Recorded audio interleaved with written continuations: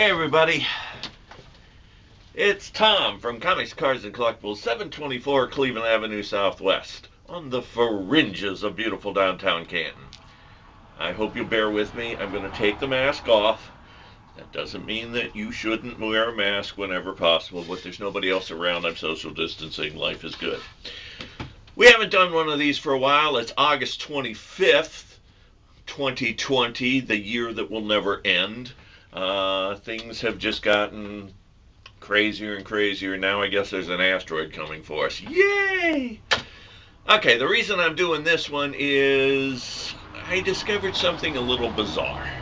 Now, any of you who know me know one of the creepiest stories I've ever seen is this issue of Superboy, wherein Crypto, a male dog, wishes that he were pretty, and he becomes this pretty collie. But an after effect of that is he also becomes female, and he's pregnant and has puppies. I thought that was pretty creepy. By the end, he's back to himself, and the puppies magically disappear, which is even creepier. However, recently, while perusing some Norse mythology, I found out that one of Marvel's favorite comics has an even creepier thing going on. It's just never been reported in the comics. It's Norse mythology. Now, Thor, seen here, they have tried to, keep it close to the Norse mythology. They've added some stuff of their own, but they've tried to keep it close. And in the Thor stories, they have brought some of the mythology, including Thor's chariot, which is pulled by two goats whose names are Tangrisnir and Thangrajoster.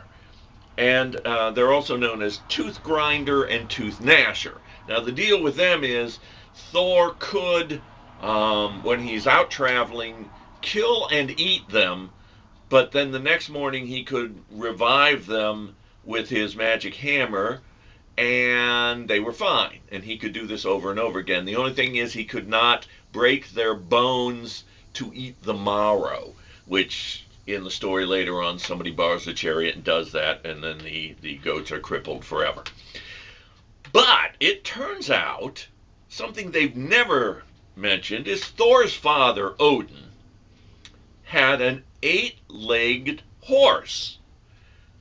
And they never mentioned it, which seemed odd until I read the origin. And I'm going to just read this to you all. In Norse legend, Odin's 8-legged steed, Sleipnir, and I might be butchering these names. If anybody doesn't like the way I'm pronouncing them, tell me the right way. Anyway, Sleipnir was born soon after the gods built Asgard as their home.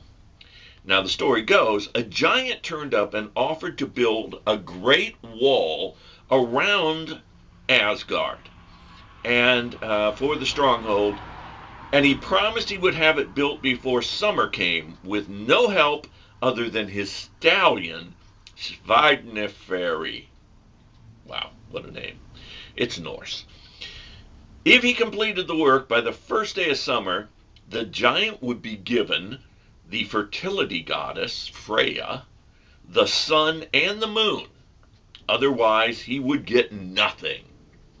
Now, with the help of his horse, the giant made swift progress, and to the alarm of the gods, the wall was rapidly completed. With only 3 days left, only the gates remained to be fitted. But Loki, sure. But Loki, the god of mischief, turned himself into a mare, and he lured the stallion away from his work. The giant failed to fulfill his contract and this wasn't part of the contract now, but he was slain by Thor, which doesn't seem really good if you don't, finish your contract. That's a pretty harsh penalty. He was slain by Thor, the god of thunder. Several months later, however, Loki gave birth to a gray colt with 8 legs. Sleipnir. This is just wrong at so many levels. For one thing, Odin is basically riding around on his grandson now because Loki is Thor's son, even if it's only by adoption. Next off, did Loki stay as the mare lo these many months, or did he turn back into a human and somewhere within his body this horse gestated? And how did he give birth to it? I mean, what part of his body did that come poking out of?